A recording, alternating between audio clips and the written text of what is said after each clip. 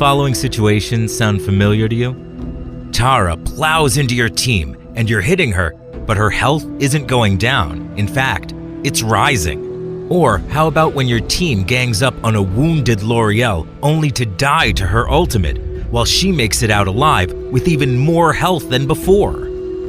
Or you're in an epic struggle with the other team and you're about to win. Then suddenly Piora heals them all. You were all so close. What do all of these have in common? If you guessed recovery or healing, then you guessed right. In this installment of Arena of Valor's workshop, we will cover 2 items that wreck your opponent's ability to heal and recover: the Curse of Death and the Tome of the Reaper. Let's begin. At first, these 2 items seem fairly straightforward. For the physical damage dealers out there, Curse of Death can be made by combining a cleaving claymore and a bloodied club, and has attack damage and lifesteal. For those dealing magic damage, Tome of the Reaper can be made by combining an enchanted scroll, ancient scripture, and a ring of vitality, and gives ability power and HP. What makes these 2 items truly special is their unique passive, Soul Prison. Soul Prison ensures that any target damaged by you can only receive 50% of normal healing and recovery effects for 3 seconds if done by a normal attack, and 1.5 seconds by damage sources other than normal attacks. What makes this so brutal is that Soul Prison affects all recovery effects on the target, including recovery granted from regeneration, lifesteal, and healing. Ouch! These items can be extremely effective in the right hands and the right situation. But when is it a better time to buy Curse of Death or Tome of the Reaper instead of a more straightforward offensive or defensive item? Let's get into it. When's the best time to buy Curse of Death or Tome of the Reaper? Consider buying one of them when facing any of the following heroes. These include heroes with the strongest healing and lifesteal capabilities in Arena of Valor. Heroes that would basically be shut down under the effects of Soul Prison. Now, what type of heroes are best suited to use Curse of Death or Tome of the Reaper within a team? When looking at a team, certain classes are better suited to getting a Soul Prison item than others. Ideally, either the mage and support would each first get a Tome of the Reaper, followed by a Curse of Death for a marksman if necessary.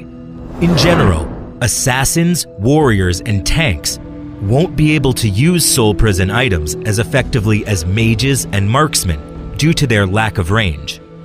For mages and marksmen, having that extra range makes it easier to affect more targets with Soul Prison. Since the Soul Prison items, Curse of Death or Tome of the Reaper, aren't particularly high damage items, they are mostly used when focusing down a healer or target with strong recovery abilities, thus making ranged attackers more effective at applying Soul Prison. You might wonder why we suggest prioritizing getting a Tome of the Reaper on a mage versus getting a Curse of Death on a marksman.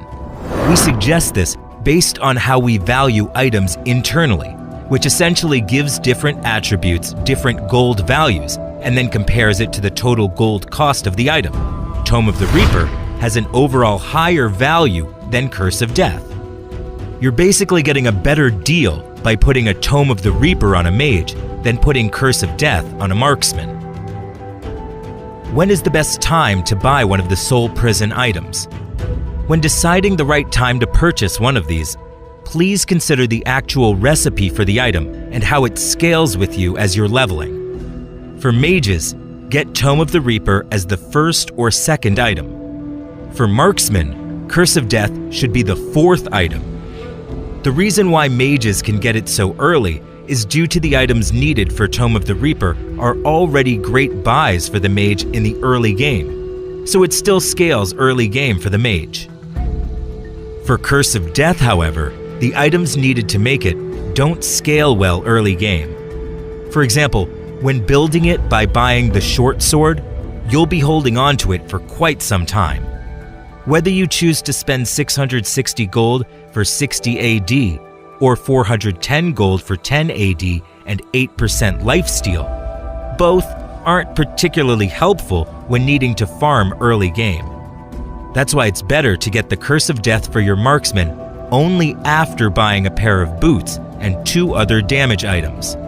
The timing on Soul Prison item purchases aren't strict, and of course are dependent on the current situation. For example, if the enemy team has 2 or more heroes with high recovery or healing abilities, or a healer that's snowballing early game, then it would be a good idea to purchase a Soul Prison item early, or having 2 or more heroes equip Soul Prison items. One last important note: special unique passives cannot be stacked. So even if you equip a hero with both Tome of the Reaper and a Curse of Death, any targets the hero hits will still only be affected by the Soul Prison effect, reducing healing received and recovery by 50%. Also, if 2 different heroes with Soul Prison items hit the same target, that target will only be affected by Soul Prison once, thus keeping the 50% recovery and healing reduction effect only. Thanks for visiting the workshop.